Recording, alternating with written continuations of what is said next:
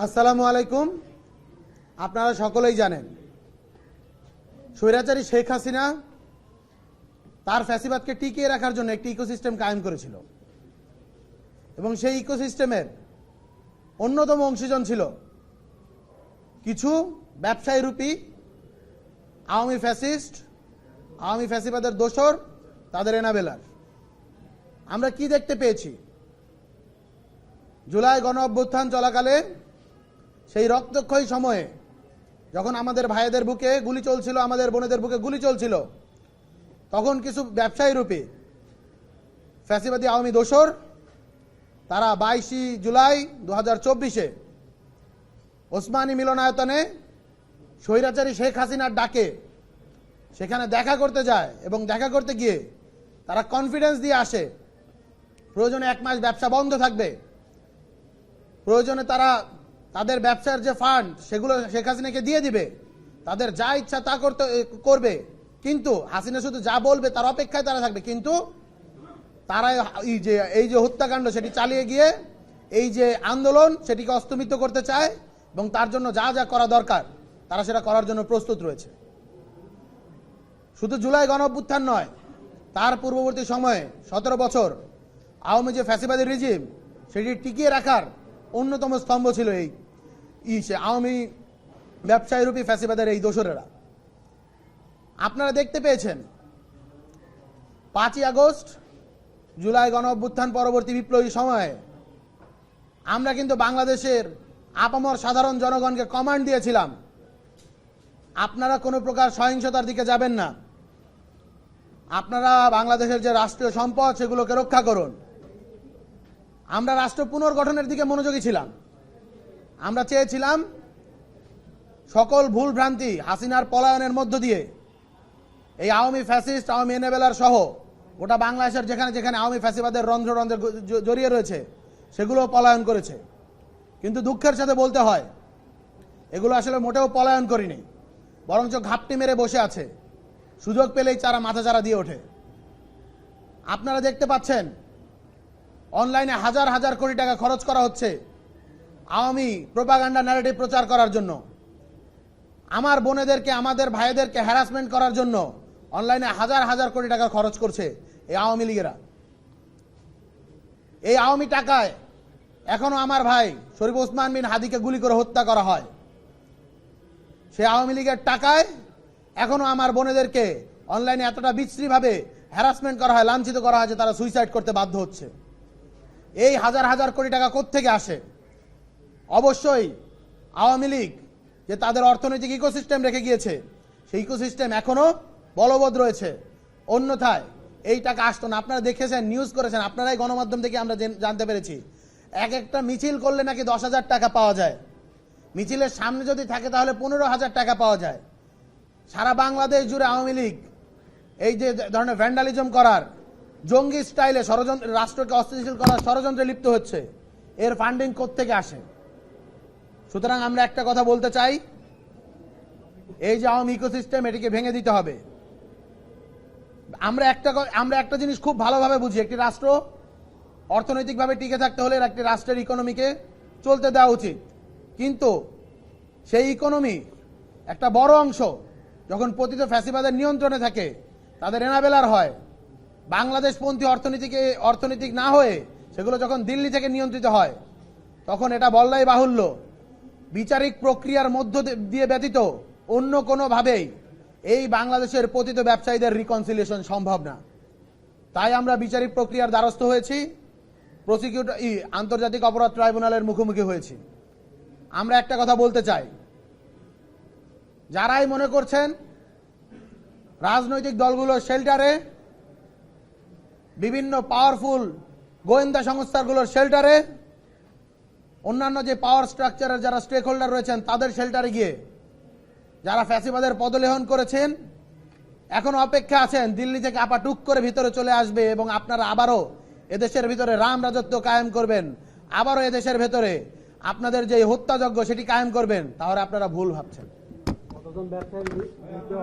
সুতরাং আমরা আজকে অভিযোগ দায়ের করেছি। ছবিটা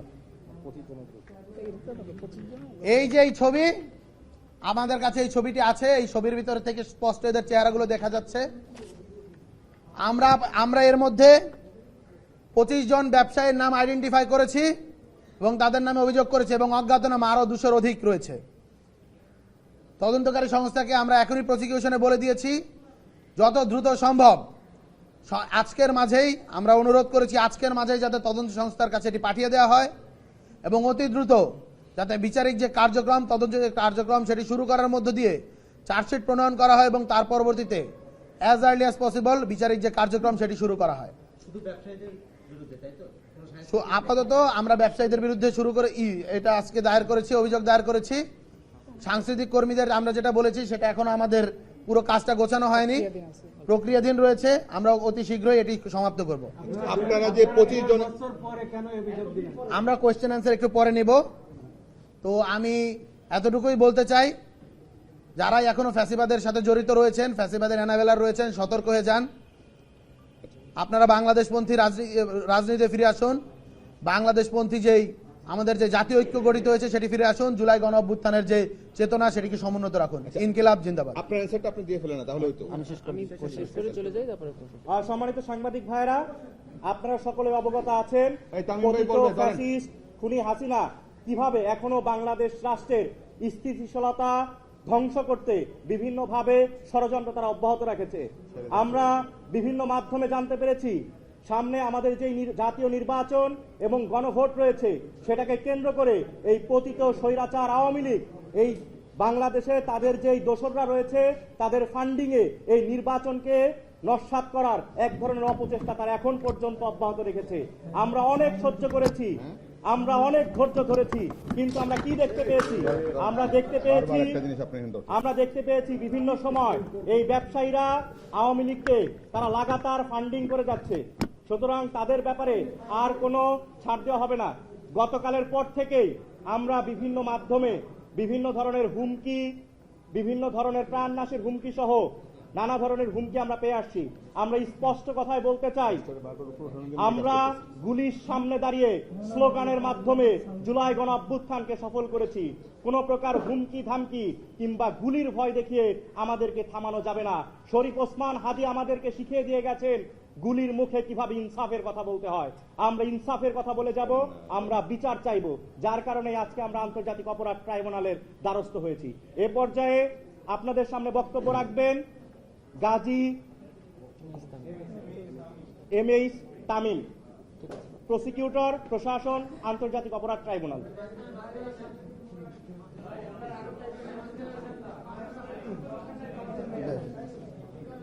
জি, প্রিয় সাংবাদিক ভাইরা, আজকে বৈষম্য বিরোধী ছাত্র আন্দোলনের পক্ষ থেকে একটি অভিযোগ বিজ্ঞ চিফ প্রসিকিউটর বরাবর দাখিল করা হয়েছে। আজকে সেই অভিযোগটি আমরা গ্রহণ করেছি।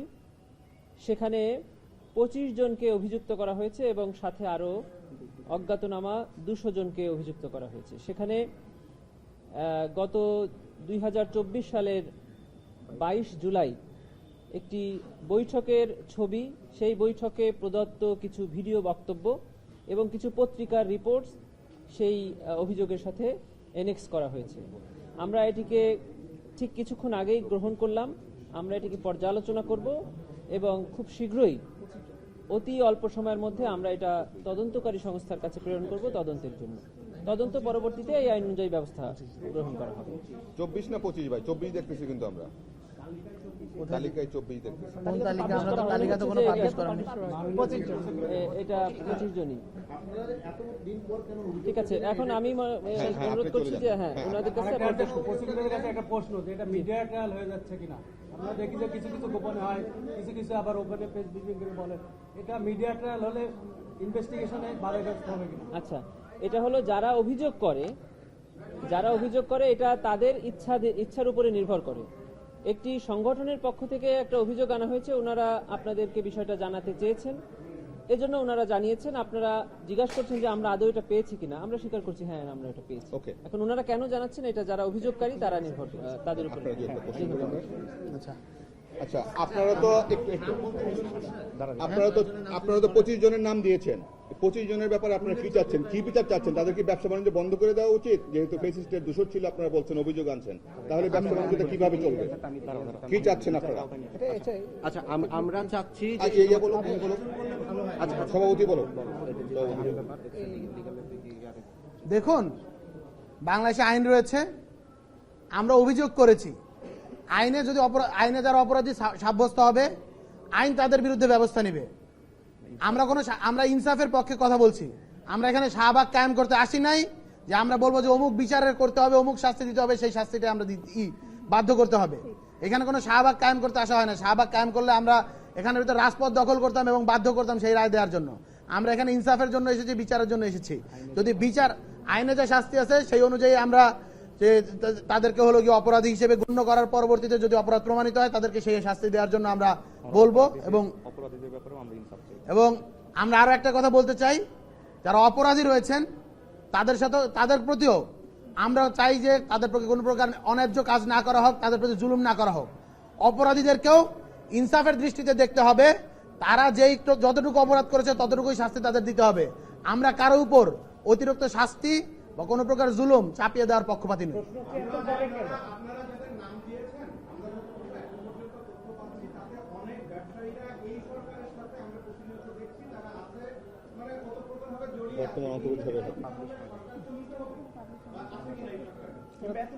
আচ্ছা, আমি একটা কথা বলতে চাই, আমরা কিন্তু তালিকাটা পাবলিক করিনি। আমাকে বলতে দিন। আমরা তালিকাটা পাবলিক করিনি তদন্তের স্বার্থে, যাতে তদন্ত কর্মকর্তাদেরকে কোনো প্রকার বিঘ্ন না করা হয়, সেটা যাতে শান্তিপূর্ণভাবে চলে এবং তারা যাতে সুন্দরভাবে তাদের এই তদন্ত কার্যক্রম সম্পন্ন করতে পারে, তাই এই লিস্টটা কিন্তু পাবলিক করা হয়নি। কিন্তু আপনাদের কাছে অলরেডি নানাবিধ, আপনারা বলছেন যে নানাবিধ সোর্স থেকে বিভিন্ন ধরনের হলো গিয়ে লিস্ট চলে আসছে। আমরা জানি না এই লিস্টগুলো কারা পাবলিক করছে বা সেই লিস্টগুলো আদৌ অরিজিনাল নাকি ডুপ্লিকেট। একটা কথা বলতে চাই, এই ছবিটা তো আছে, হ্যাঁ হ্যাঁ চিনি আমরাও।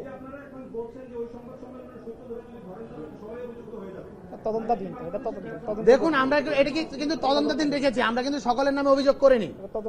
এখানের ভিতরে আপনারা দেখতে পেয়েছেন কেউ যারা বক্তব্য দিয়েছেন, অনেকে বক্তব্য দিয়েছেন, অনেকে কথা বলেছেন। অপরাধের মাত্রা লঘু এবং গুরু। আপনি একটা কথা স্পষ্টভাবে বলতে চাই, যখন গুলি চলে সেই সময় আপনি যখন যে একজন গণহত্যাকারী যখন আপনাকে ডাকবে, আপনি যাবেন কেন? আপনার যদি শির দ্বারা সোজা হয়ে থাকে আপনি কখনো সেখানে যেতেন না।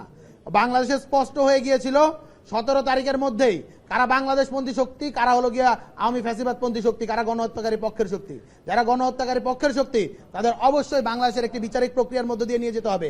আমরা যদি বিচারিক প্রক্রিয়ার মধ্য দিয়ে না যাই, কোন প্রকার পলিটিক্যাল শেল্টারের মধ্য দিয়ে রিকনসিলিয়েশন করা হয়, অতীতে দেখা গিয়েছে এটা বাংলাদেশের জন্য কাল হয়ে উঠেছে, এরা বাংলাদেশের জন্য কালচাপ হয়ে উঠেছে এবং আবার উঠবে।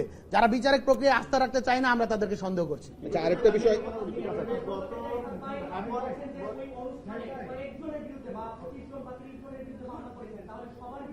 আমরা অজ্ঞাতনামা বাকি 200 জন রেখেছি। আমরা প্রত্যেকে আমরা বলেছি যে তদন্ত কর্মকর্তাদেরকে রেখেছি। আমরা কিন্তু শুধুমাত্র 25 জনকে সিলেক্টিভ করিনি।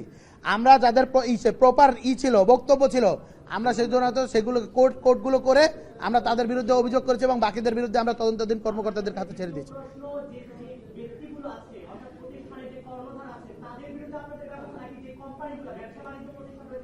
ব্যক্তি, অবশ্যই ব্যক্তির বিরুদ্ধে। আমরা কোনো ব্যবসায়িক প্রতিষ্ঠানের বিরুদ্ধে অথবা বাংলাদেশের ইকোনমির বিরুদ্ধে আঘাত আনবে এমন কোনো কিছু করতে চাই না। আচ্ছা, আপনি তার বক্তব্যে বলেছেন শুরুতে যে আপনারা ওই সময় আন্দোলনের সময় বলেছেন কোনো ভ্যান্ডালিজম আপনারা পছন্দ করেন না, সেটা যেন না করা হয়।